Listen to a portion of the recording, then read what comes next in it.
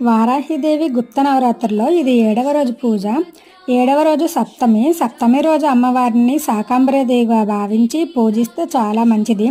మన ఇంట్లో ధనధాన్యాలకు లోటు లేకుండా అన్నీ సమృద్ధిగా ఉండాలని సంకల్పం చేసుకొని అమ్మ పూజను చేసుకోవాలి. నేనైతే ఇక్కడ కొన్ని చిరుధాన్యాలు అలాగే కాయగూరలతో అమ్మవారిని ఈరోజు పూజ చేసుకున్నాను. అమ్మవారికి భూమిని ఉద్ధరించిన వరాహస్వామి నుంచి ఉద్భవించిన శక్తియే ఈ వారాహి మాత.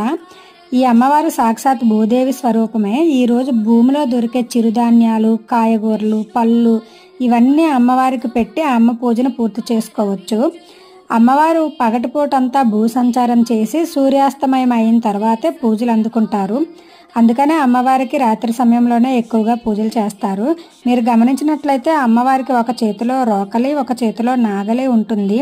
అమ్మవారు భూమిని సాగు చేసిన రైతుకి పాడి పంటల్ని, సిరి సంపదల్ని సమృద్ధిగా కురిపిస్తారు.